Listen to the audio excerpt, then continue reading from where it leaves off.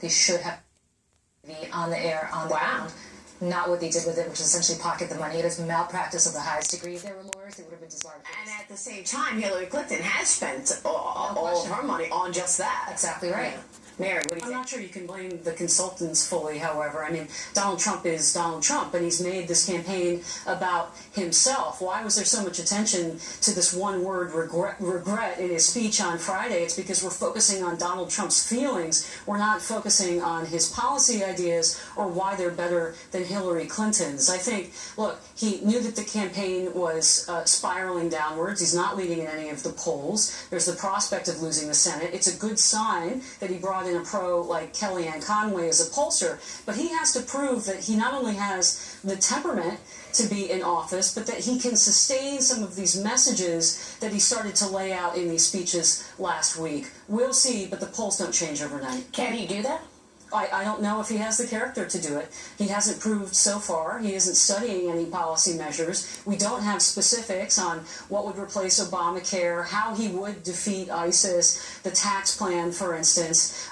If you read the speeches, there are a lot of good themes in there. I'm glad that he supports charter schools. I'm glad that he wants to get rid of regulatory tape. I'm glad that he wants to unleash American energy. That's very positive. Yeah. This was a very winnable campaign. I think if you had that campaign structure in place that Julie was talking about, and you had a more disciplined candidate, he'd be ahead by 10 or 20 points at this time in the race. Newt Gingrich laid out a few minutes ago on your show the offenses that they need to be on. If this campaign comes down to be about him and his controversies, then he's not going to win. If it's about her and the misfires that she's done and I don't want to say misdemeanor crimes because I don't believe in charging someone with a crime, but I think at the end of the day, there's vulnerabilities there. The combination of Obama and what they have done and the paying the Iranian hostages, what have you. There's so much stuff there, and Newt laid it out very well. Yeah. I think that's what they have to be. The problem, though, is, and this continues to be something that's a concern for him, is that Mary's absolutely right. He can't lay it out. Gingrich may have laid it out. You certainly just laid it out. He can't focus on her. He has to constitutionally only focus on himself.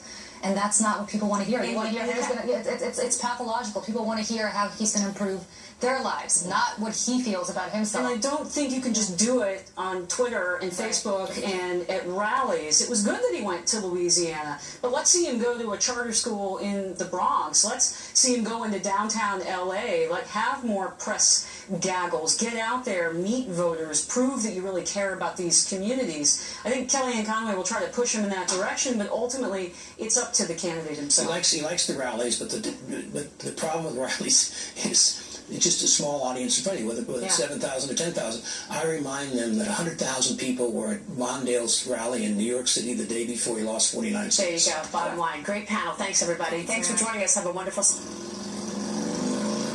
For those